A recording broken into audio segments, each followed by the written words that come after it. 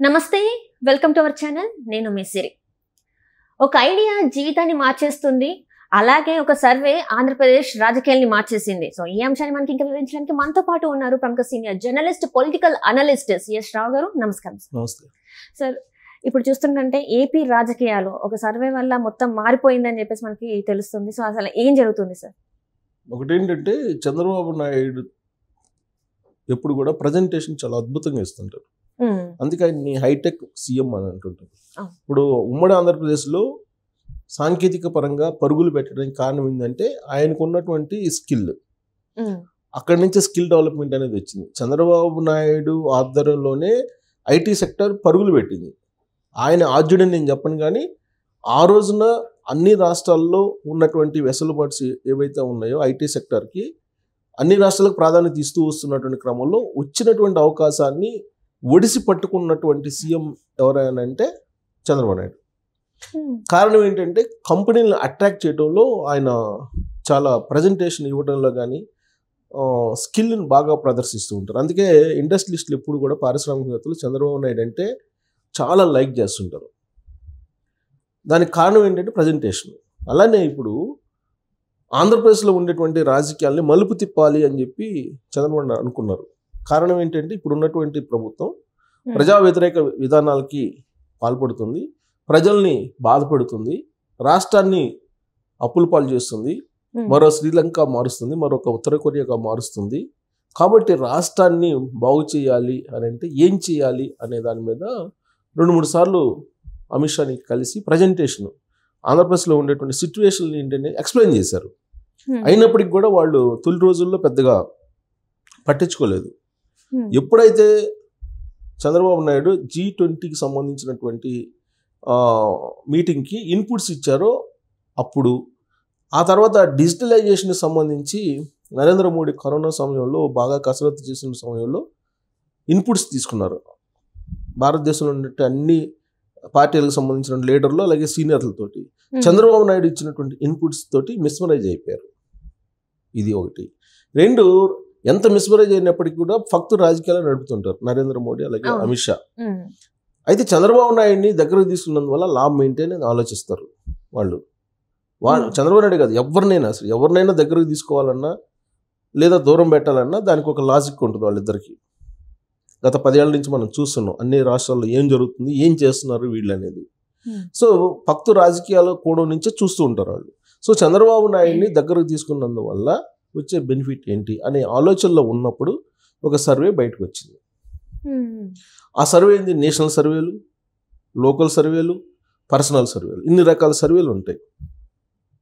So local సర్వేలు అంటే ఆంధ్రప్రదేశ్లో చేసినటువంటి సర్వేలు. పర్సనల్ సర్వే అంటే వాళ్ళు బీజేపీ వాళ్ళు చేసుకున్నటువంటి సర్వేలు. నేషనల్ సర్వే అంటే నేషనల్ మీడియా చేసేటువంటి సర్వేలు. వీటన్నిటినీ కలిపి ఒక చోట పెట్టి చూసుకొని రాబోయేటువంటి రోజుల్లో చంద్రబాబు నాయుడు అధికారంలో రాబోతున్నారు, అక్కడ 25 ఎంపీలకి 25 గెలుచుకోబోతున్నారు అనేటువంటి ఒక సర్వే రిపోర్ట్స్ వచ్చిన తర్వాత 25 కాకపోయినప్పటికీ 20 అయినా గెలుస్తారు కదా, 23 అయినా గెలుస్తారు కదా అనేటువంటి ఉద్దేశంతో అమిత్ షా చంద్రబాబు నాయుడికి గాలం వేశారు.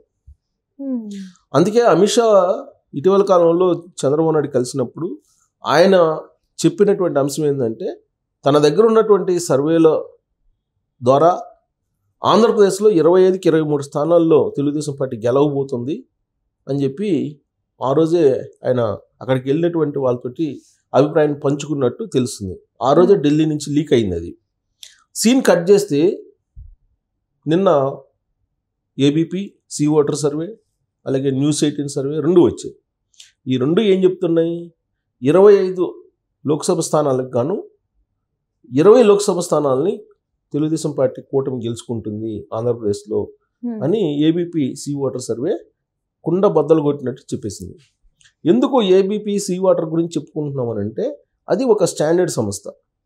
అది చేసేటువంటి సర్వేలు గతంలో కూడా నిజమయ్యాయి, దగ్గరగా వచ్చాయి ఫలితాలు. దీంతోపాటు News18 కూడా ఒక సర్వే చేసింది, అది కూడా నేషనల్ మీడియా. News18లో వచ్చినటువంటి రిజల్ట్ ఏంటి?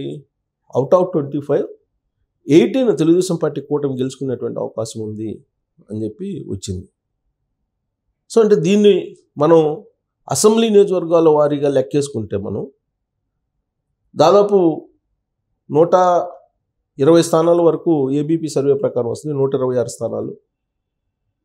న్యూస్ 18 దాని ప్రకారం అయితే 110 అరౌండ్ వచ్చే అవకాశం ఉంది. అంటే ప్రభుత్వం ఎట్టి పరిస్థితుల్లో కూడా తెలుగుదేశం పార్టీ ఏర్పాటు చేస్తుంది, చంద్రబాబు నాయుడు ఏర్పాటు చేయబోతున్నారు అనేది సర్వేల యొక్క సారాంశం. లోకల్ సర్వేల్లో కూడా మెజారిటీ సర్వేలు అదే చెప్తూ ఉన్నాయి. అలాగే వాళ్ళు పర్సనల్ సర్వేలో కూడా 23 వస్తాయని చెప్పి చెప్తున్నారు.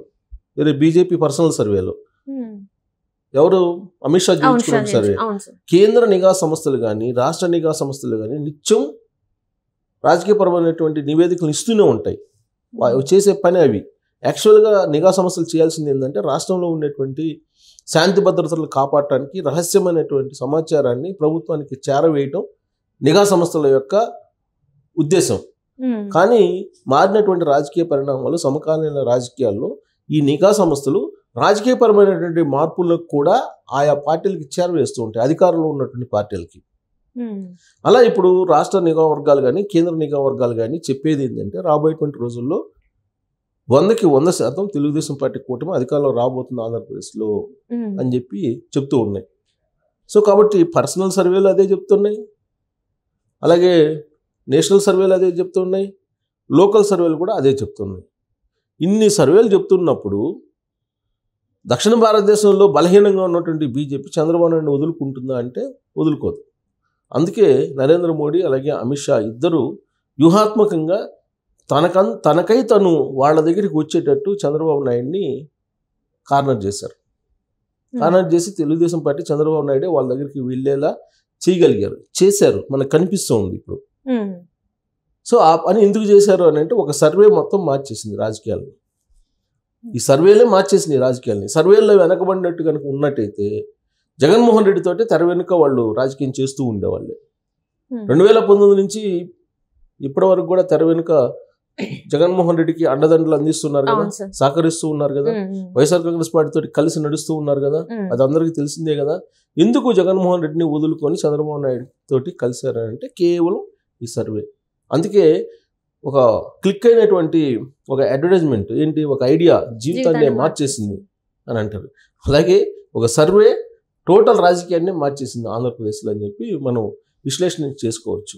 సో ఇంత సర్వేల యొక్క బలం ఉంటుంది. రాజకీయ నాయకులు ఎప్పుడు కూడా ఎవరికి వాళ్ళు సర్వే చేసుకుంటున్నారు, వాళ్ళ బలాలను ఎప్పటికప్పుడు అంచనా వేసుకుంటూ ఉంటారు. ప్రత్యర్థి యొక్క బలాలు ఏంటి, బలహీనతలు ఏంటి అనేది తెలుసుకునేటువంటి ప్రయత్నం చేస్తుంటారు. దానికి అనుగుణంగా స్టెప్స్ చేస్తూ ఉంటారు. ఇప్పుడు అదే జరిగింది. తాజా సర్వేని కనుక చూస్తే కంప్లీట్గా 25 ఎంపీ స్థానాలకి 23 వస్తాయని చెప్పి అమిత్ షా సర్వే చెప్తుంది. ఏబీపీ 20 చెప్తుంది, న్యూస్ 18 ఏమో 18 చెప్తుంది.